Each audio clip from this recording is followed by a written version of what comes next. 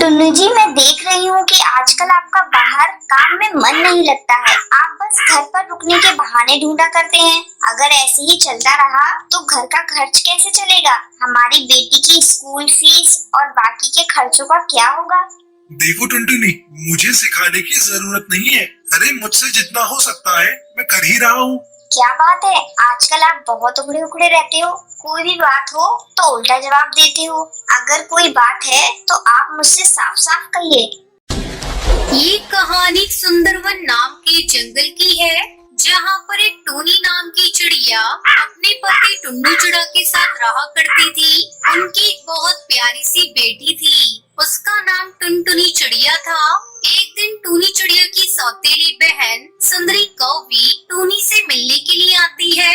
कैसी हो टूनी दीदी? कितने साल बाद तुमको देखा है। तुम तो जैसे मुझे भूल ही गई हो। अरे नहीं नहीं, तुझे कैसे भूल सकती हूँ। बेशक तू सौतेली बहन है, लेकिन मैंने तुझे हमेशा अपनी सगी बहन से भी ज्यादा प्यार किया है। मुझे पता है दीदी कि आप मुझसे सगी बहन जैसा प्यार करती हो, तभी तो आज मुसीबत पड़ने पर मैं उड़ती उड़ती आपके घर चली आई।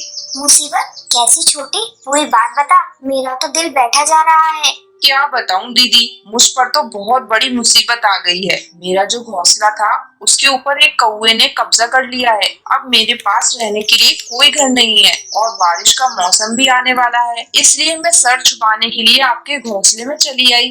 देख छोटी, तुझे परेशान होने की बिल्कुल भी जरूरत नहीं है। अब से तू इस घर को ही अपना घर समझ। तू यहाँ पर बिल्कुल आराम से रह सकती है। टूनी चिड़िया स्वभाव से बहुत ही सीधी सादी थी, इसलिए वो सुंदरी के झूठे आंसू और उसकी चालाकी को समझ नहीं पाती है। कुछ ही दिनों के बाद टुन्नू जी, मैं देख रही हूँ कि आजकल आपका बाहर काम में मन नहीं लगता है। आप बस घर पर रुकने के बहाने ढूंढा करते हैं। अगर ऐसे ही चलता रहा तो घर का खर्च कैसे चलेगा? हमारी बेटी की स्कूल फीस और बाकी के खर्चों का क्या होगा? देखो टुनटुनी, मुझे सिखाने की जरूरत नहीं है। अरे मुझसे जितना हो सकता है मैं कर ही रहा हूँ। क्या बात है, आजकल आप बहुत उखड़े उखड़े रहते हो। कोई भी बात हो तो उल्टा जवाब देते हो। अगर कोई बात है तो आप मुझसे साफ साफ कहिए। अब तो ये लड़ाई उनकी रोज जैसी हो गई थी। टुन्नू टूनी चिड़िया के रिश्ते में दरार सी आने लगी थी। ना जाने क्यों टुन्नू अब टूनी चिड़िया से उखड़ा सा रहता था। एक दिन टूनी चिड़िया नदी से पानी भरकर ला रही होती है, तभी उसे पेड़ के पीछे से टुन्नू की हंसने की आवाजें सुनाई पड़ती है। ये तो टुन्नू जी की आवाज है, लेकिन वो तो सुबह सुबह बोल कर गए थे कि आज कुछ काम है, जंगल के बाहर जाना है, तो लौटने में देरी हो जाएगी। आखिर माजरा क्या है, देखना ही पड़ेगा। ऐसा सोचकर टूनी चिड़िया पेड़ के पास पहुंच जाती है। वहाँ पर टुन्नू चिड़ा उसकी सौतेली बहन सुंदरी के साथ हंस रहा था। अरे टुन्नू जी और सुंदरी, आप दोनों यहाँ क्या कर रहे हो? सुंदरी, तुम तो सुबह से तबीयत खराब होने का बहाना बनाए बैठी थी, और आपको तो आज जंगल से बाहर काम से जाना था ना। ये सब चल क्या रहा है? अच्छा हुआ जो तुमने खुद अपनी आंखों से देख लिया। जो तुम्हें दिख रहा है वही सच है। अब मैं तुमसे नहीं सुंदरी से प्यार करता हूँ, और बहुत जल्द हम दोनों शादी करने वाले हैं। तुम जितना जल्दी हो सके ये घर छोड़कर जा सकती हो। ये आप क्या कह रहे हैं? कम से कम अपनी बेटी का तो सोचिए। सुंदरी, तू तो मेरी बहन है। मैंने बहन समझकर तुझ पर एहसान किया, और तू मेरा ही घर तोड़ने पर लगी है। अरे शर्म नहीं आई तुझको? अरे जाओ, मेरे मुंह लगने की कोई जरूरत नहीं। पहले अपना पति संभालो, फिर मुझे ज्ञान देना। तुम्हारी जैसी बदसूरत चिड़िया के साथ टुन्नू जी ने पता नहीं कैसे इतने साल बिता लिए। बेचारे टूनी चिड़िया के पैरों के नीचे से तो जैसे जमीन ही निकल जाती है। वो रोते रोते अपने घर आती है। बेटी टुनटुनी, अब तुम्हें और मुझे ये घर छोड़कर यहाँ से जाना होगा। तुम्हारे पापा और सुंदरी मौसी शादी कर रहे हैं। ये कैसी बातें कर रही हो माँ? ऐसा कैसे हो सकता है? क्या पापा हमें इस घर से निकाल रहे हैं? लेकिन वो तो मुझसे बहुत प्यार करते हैं। वो तो मेरे बिना रह भी नहीं सकते। अब तुम्हारे पापा पहले जैसे नहीं रहे बेटा। अब उन्हें सुंदरी के आगे अपनी बेटी और परिवार कुछ भी नजर नहीं आ रहा है। देख टूनी, जल्दी से जल्दी अपना और अपनी बेटी का सामान लेकर इस घर से बाहर निकल जा। अब मैं तुम दोनों को इस घर में एक मिनट भी बर्दाश्त नहीं कर सकती। सुंदरी की बात सुनकर टूनी चिड़िया अपनी बेटी टुनटुनी को वहाँ से लेकर निकल जाती है। रास्ते में माँ, मुझे ऐसा लगता है कि हम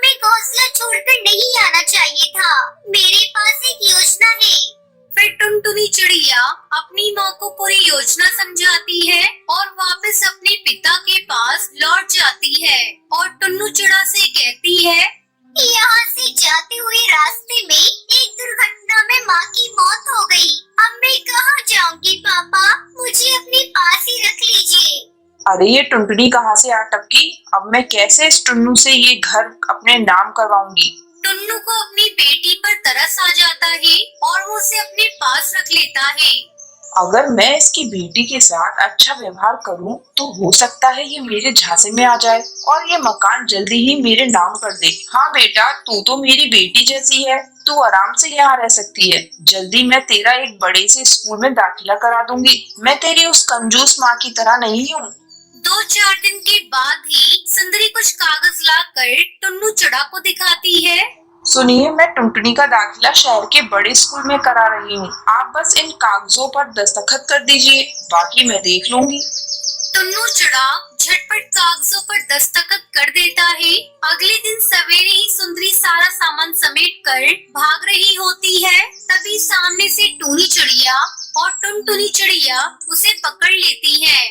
जल्दी बाहर आ जाइए टुन्नू जी, ये देखिए सुंदरी आपका घर छोड़कर भाग रही है और ये बैग में क्या छुपा रही है, दिखाओ। शोर सुनकर हैरान होकर टुन्नू चिड़ा बाहर निकल आता है। ये देखो, इसने धोखे से हमारा ये घर अपने नाम करवा लिया है और अब ये आपका मकान और घर का सारा सामान समेट कर यहाँ से भाग रही है। ये क्या कर रही हो सुंदरी? अरे मैंने तो तुम्हें क्या समझा और तुम क्या निकली? और टूनी तुम जिंदा हो? अरे मुझे लगा था कि तुम मर गई हो। इस धोखेबाज सुंदरी के चक्कर में मैंने तुम्हारा कितना अपमान किया। हो सके तो मुझे माफ कर दो। मैं जानती थी ये सारा जाल इस धोखेबाज सुंदरी का ही फैलाया हुआ है, इसलिए मैंने और टुनटुनी ने मिलकर ही ये सब योजना बनाई थी ताकि हम इसे रंगे हाथ पकड़ सकें। फिर टूनी चिड़िया अपने पति टुन्नू चिड़ा को माफ कर देती है और वो सब साथ में खुशी खुशी रहने लगते हैं। ये कौन है? टुनटुनी चिड़िया, ये तू है ना? करंजली फिर से भागने की कोशिश कर रही है। रुक जरा, और तेरे पर ही काट दूंगी, फिर देखती हूँ कैसे उड़ती है यहाँ से। टुनटुनी चिड़िया जानती थी कि अनाथालय की केयर टेकर सुंदरी कौवी जो कह रही थी वो कर भी सकती थी और ये टुनटुनी चिड़िया के पास आखिरी मौका था, इसलिए वो फौरन उठी और उड़ने लगी। गिरने की वजह से उसके पर में चोट लगी थी, लेकिन आराम से ज्यादा वहाँ से उड़ना जरूरी था टुनटुनी चिड़िया के लिए। ए टुनटुनी चिड़िया, रुक जा, नहीं तो मुझसे बुरा कोई नहीं होगा। तुमसे बुरा तो कोई है भी नहीं सुंदरी, मैं अब तुम्हारे हाथ नहीं आने वाली। और इस तरह टुनटुनी चिड़िया आजाद हो गई। उसके बाद टुनटुनी चिड़िया एक घने पेड़ की छांव में बैठ गई। तभी उसे कालू कौवे की याद आई और वो पुरानी यादों में खो गई।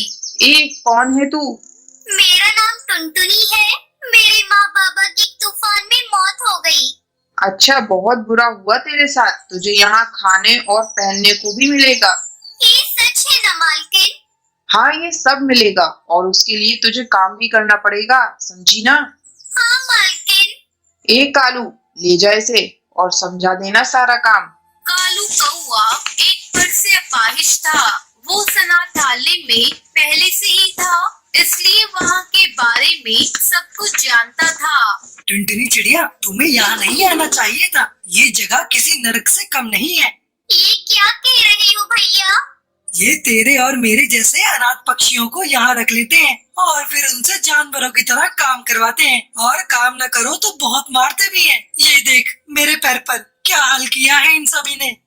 अगर ये बात है तो मैं जा रही हूँ यहाँ से, अभी जा रही हूँ। नहीं, अभी नहीं, रात को कोशिश करना, मैं जब इशारा करूँ तब। कालू को वो मदद करता है, लेकिन कई बार कोशिश करने के बाद भी टुनटुनी चिड़िया उस अनाथालय से भाग नहीं पाती। कभी बबली कबूतरी तो कभी सुंदरी उसे पकड़ ही लेती थी, फिर उसे बहुत बुरी तरह मारती थी। सुंदरी कौवी अनाथालय की आड़ में बच्चों से जी तोड़ मजदूरी करवा रही थी। एक दिन टुनटुनी चिड़िया पेड़ की डाल पर रो रही थी क्योंकि उसे बहुत तेज भूख लगी थी और खाना भी किसी ने नहीं दिया। तभी कालू टुनटुनी चिड़िया से कहता है, मत रो टुनटुनी, तू मेरे चावल ले ले। तो फिर तुम क्या खाओगे भैया? तुम्हें भी तो भूख लगी होगी। नहीं, मुझे भूख नहीं है। वो मैंने ना रसोई में ये चावल पकाते हुए चुपचाप थोड़े से खा लिए थे। मेरा पेट भरा हुआ है, ले तू खा ले। टुनटुनी चिड़िया जानती थी कि कालू झूठ बोल रहा है, लेकिन फिर भी उसने टुनटुनी का दिल रखने के लिए उसके प्लेट से थोड़े से चावल ले लिए। टुनटुनी चिड़िया और कालू कौआ दोनों ही अनाथ थे, लेकिन यहाँ वो दोनों एक दूसरे का सहारा बन गए थे और भाई बहन भी। टुनटुनी, अच्छा मौका है, सुंदरी सो रही है, जा अभी उठ जा। भैया तुम भी चलो ना। नहीं टुनटुनी, मैं अभी नहीं जा सकता क्योंकि मैं उड़ नहीं सकता। तू जा और सीधे पुलिस के पास जाना, फिर तू मुझे यहाँ से ले जाना। तब तक मैं तेरा इंतजार करूँगा। अचानक चिड़ियाओं की आवाज से टुनटुनी चिड़िया अपने ख्यालों से बाहर आ गई। कालू भैया, मैं जरूर वापस आऊंगी। सुबह हो चुकी थी। टुनटुनी चिड़िया सीधा पुलिस स्टेशन गई और वहां जाकर उसने सुंदरी के बारे में सब कुछ बता दिया। पुलिस इंस्पेक्टर कड़कनाथ ने फौरन एक्शन लिया और अपनी टीम के साथ उन्होंने बिना देर किए सुंदरी के अनाथालय पर छापा मार दिया। टुनटुनी चिड़िया भी उनके साथ ही थी। सारे पक्षी एक एक करके अनाथालय से बाहर आ गए, लेकिन कालू कौआ नहीं था। कालू भैया कहाँ हो आप? अरे पिंकी रुक, कालू भैया कहाँ है? टुनटुनी दीदी, कल जब आप यहाँ से भाग गई तो सुंदरी बहुत गुस्सा हो गई। उसे पता चल गया था कि कालू भैया ने ही आपकी भागने में मदद की थी, इसलिए उसने कालू भैया को बहुत मारा, इतना मारा कि वो बेहोश हो गया। वो वहाँ रसोई में है। टुनटुनी चिड़िया रसोई में पहुँची। उठो भैया, मैं आ गई तुम्हें लेने। भैया चलो मेरे साथ, उठो ना भैया। अब कालू कभी नहीं उठेगा, ये हमेशा के लिए भगवान के पास जा चुका है।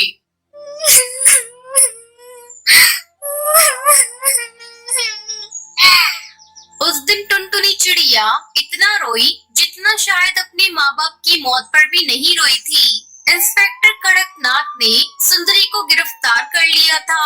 उन्हें उनके किए की सजा मिल गई। ऐसे ही कुछ समय बाद टुनटुनी चिड़िया काम की तलाश में निकल जाती है और जल्दी उसे एक ढाबे पर बर्तन धोने का काम मिल जाता है और इस तरह टुनटुनी चिड़िया खूब मेहनत करती है और अपनी। अगर आपको ये वीडियो पसंद आई हो तो लाइक और ऐसी कहानियाँ देखने के लिए मेरे